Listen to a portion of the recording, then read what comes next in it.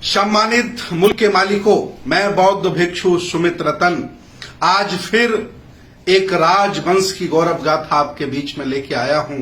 उस राजवंश का नाम है यादव, यदुवंशी, गोप, अहीर, अन्य बहुत सारे नामों से भारत में इन्हें जाना जाता है।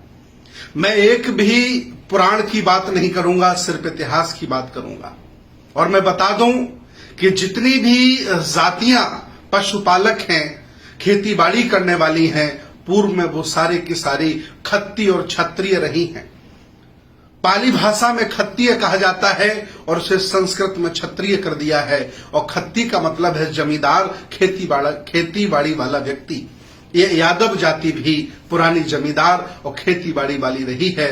ये भी बीच बीच में कई बार राजा रहे हैं, जिनका मैं जिक्र आपके बीच में करूंगा। सबसे पहले मैं चर्चा करना चाह रहा हूं देवगिरी के यादवों की चर्चा।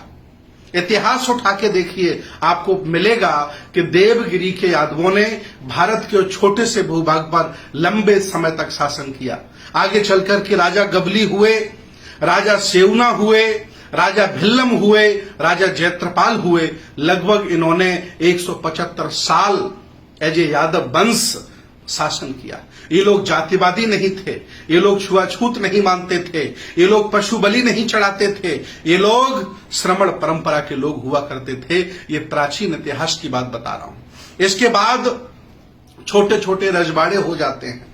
छोटे छोटे रजवाड़ों में भी यादव वंश का, यदुवंश का बहुत बड़ा योगदान है। ये भी सम्राट रहे, राजा रहे, महाराजा रहे। जैसे महाराजा पूरनमल, ये मालवा मध्य प्रदेश में पड़ता है, वहां के शासक रहे हैं। राव तेज सिंह रेवाड़ी के राजा रहे हैं।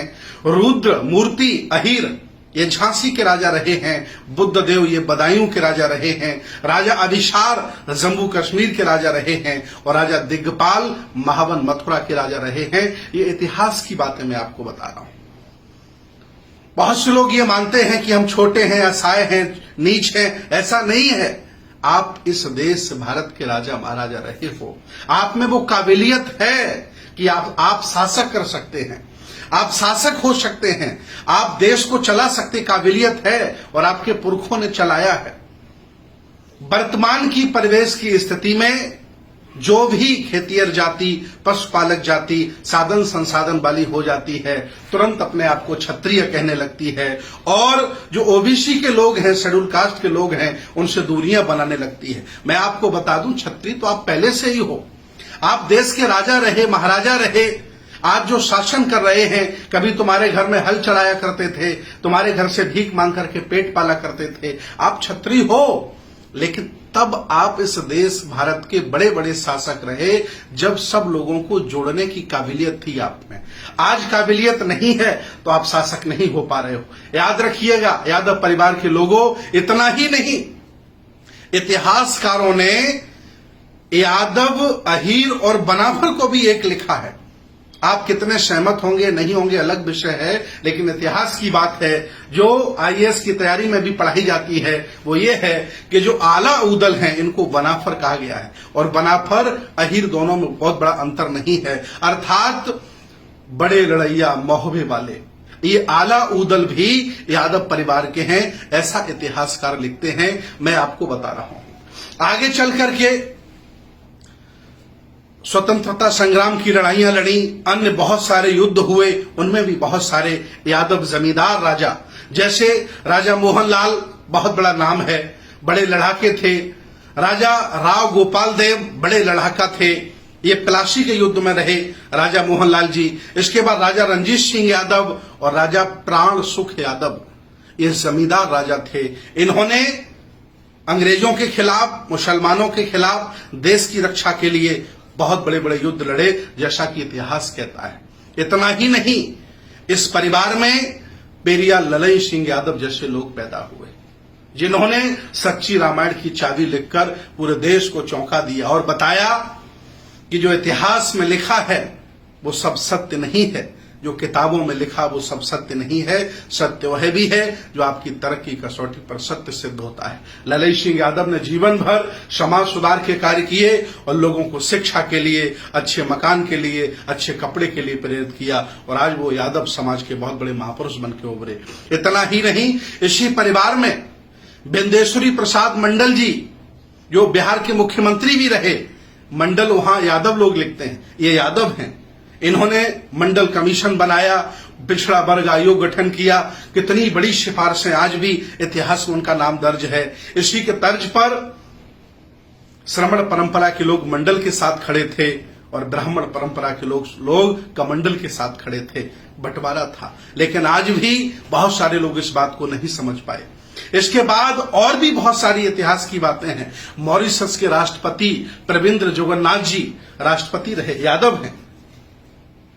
और बहुत सारी ऐसी बातें हैं जिनको हम नहीं बता सकते हैं, समय कम होता है। लेकिन कुल मिलाकर के ये परिवार राजशाही रहा, शासक रहा, ये लोग लड़ने भिड़ने वाले रहे, ये लोग बहादुर रहे, ये लोग कभी भी ये मानसिक गुलाम नहीं रहे। लेकिन आज के दौर में जब शरद यादव जैसे लोग जन्म लेते हैं, लालू प्रसाद यादव जैसे जन्म लेते हैं, माननीय मुलायम सिंह यादव जैसे जन्म लेते हैं, उस समय ये यादव परिवार, ये गोप परिवार, ये यदुवंशी मानसिक गुलाम हो जाते हैं। सामाजिक गुलाम, धार्मिक गुलाम, राजनीतिक गुलाम, आर्थिक गुलाम, राजनीतिक गुलाम, और अपने वोटों से दूसरों को नेता बनाने लगते हैं। लेकिन हां, ये लोग जब पैदा हुए, इन्होंने इनका स्वाभिमान जगाया, इन्होंने इकट्ठा किया, तो परिणाम ये आया कि आप लोगों ने छोटे छोटे राज्यों की सत्ताएं भी संभाली। मैं चाहता हूं कि आज भी आप बड़े भाई बनकर एससी ओबीसी के सभी छोटे भाइयों को साथ लेकर के चल पड़ो।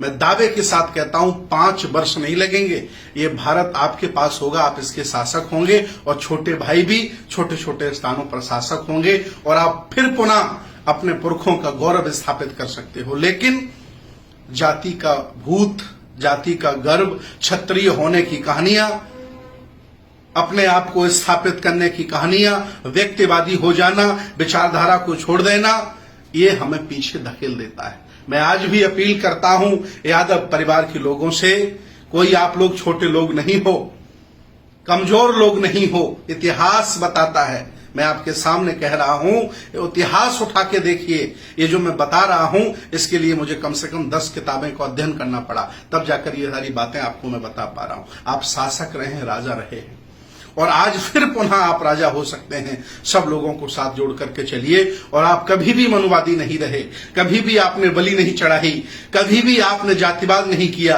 कभी भी आपने छुआछूत नहीं किया। अर्थात आप श्रमण परंपरा के व्यक्ति रहे, बुद्ध की संस्कृति को आगे बढ़ाने वाले लोग रहे। आज ये भारत, ये सेकुलर भारत, ये श्रमण भारत, बुद्ध की संस्कृति का भारत एक बार फिर आह्वान करता है, आओ और सब लोगों को साथ लेकर के भारत के शासक बनने तक का सफर तय करो। तभी भारत की संस्कृति सभ्यता बच सकती है, दूसरा कोई उपाय नहीं। बहुत बहुत धन्यवाद, बहुत बहुत साधुवाद, सबका मंगल हो।